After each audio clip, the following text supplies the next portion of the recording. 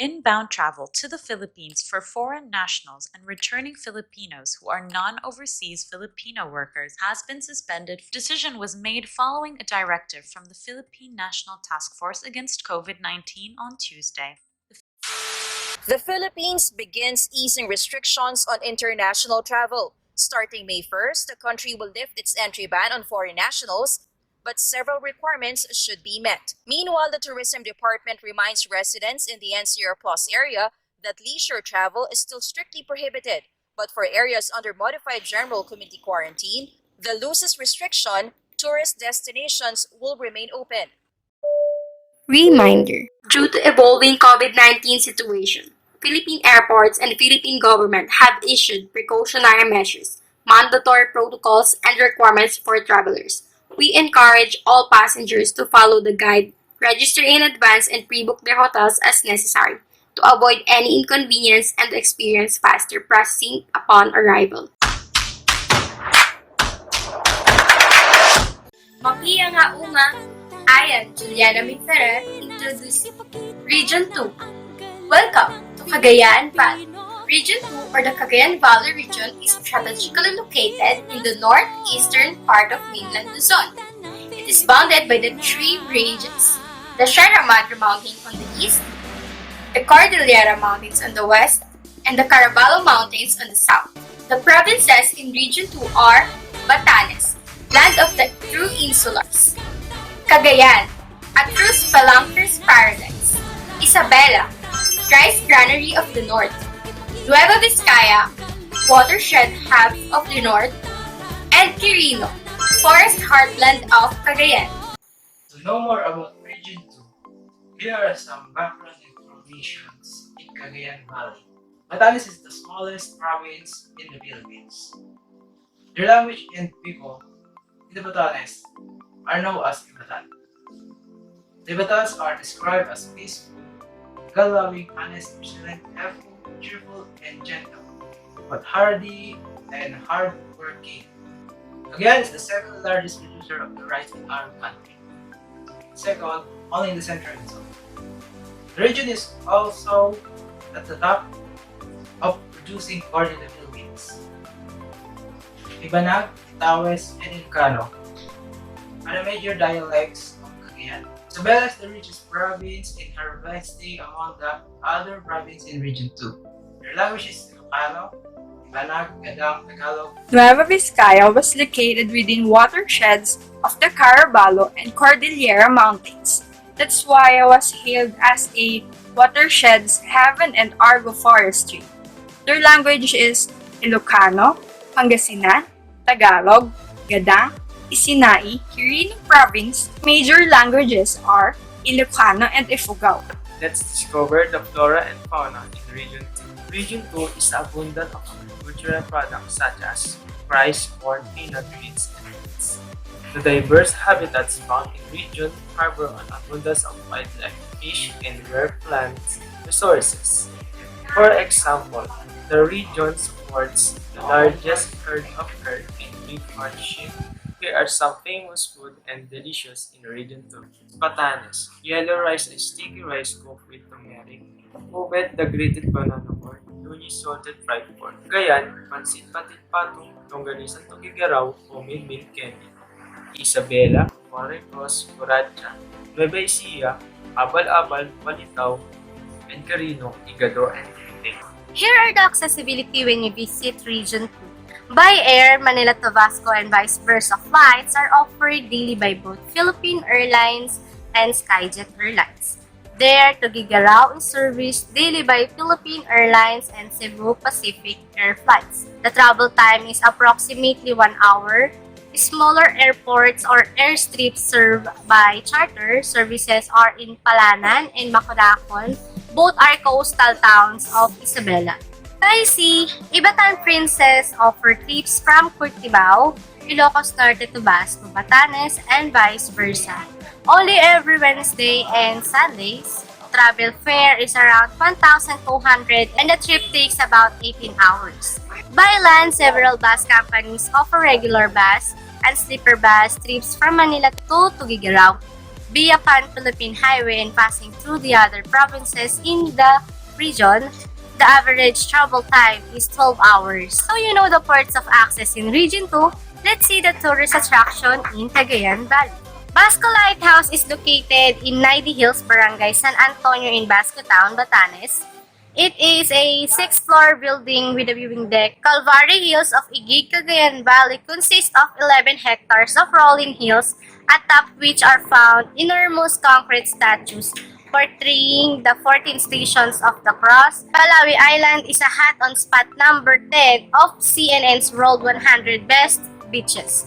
Palawi Island's raw beauty will mesmerize anybody who introduces ZB. It is situated on the northern eastern tip of Luzon. And lastly, is Mount Iraya from Mount Pulag and Portabaga Falls. Searching for a place to stay in Cagayan Valley? Well, don't worry. Here are my recommendations. Cagayan Valley has a lot to offer in terms of accommodation. Like in residential to Basco, this hotel will provide an air-conditioned room with a wardrobe, kettle, a fridge, and a mini mart, and more amenities that are available in this hotel. My second recommendation is Lodge Hotel. This is set into Big Around. You can enjoy hiking or cycling or make the most of the garden. And this is the hotel that is nearest from the airport. That is why they offers airport shuttle service. And lastly, to complete your vacation in Region 2, here are some of the activities that you can enjoy and have fun. Hiking, swimming, caving, attending festival. Mayab Aabak. I'm Esther Joy Ingito, introducing Region 3. Welcome to Central Luzon. The region of Central Luzon is located north of Manila, the nation's capital. Bordering it are the regions of Ilocos and Cagayan Valley to the north, National Capital Region, Calabarzon, and the waters of Manila Bay to the south, South China Sea to the west, and Philippine Sea to the east. Provinces in Region 3 are Aurora, sanctuary of nature's splendor; Bataan, history hub of Central Luzon; Bulacan, land of heroes; Nueva Ecija, rice bowl of the Philippines; Pampanga, culinary center of the Philippines; Tarlac, melting pot of Central Luzon; and Zambales, wreck diving capital of the Philippines. To know more about Region 3, here are some background information in Central Luzon. Aurora is a province blessed with an abundance of tourist attractions.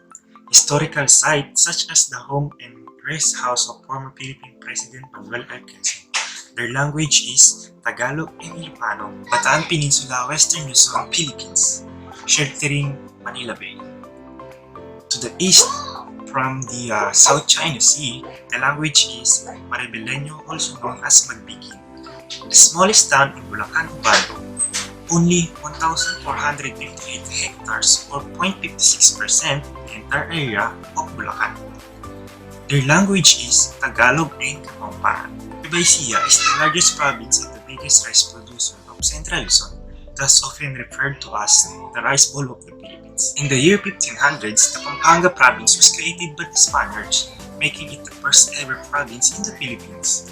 Their language is Kapampangan. Tarlac is also best known for its fine foods and vast sugar and rice plantations. That it has fine cooking to offer is largely due to the fact that it is the melting pot of Central Luzon.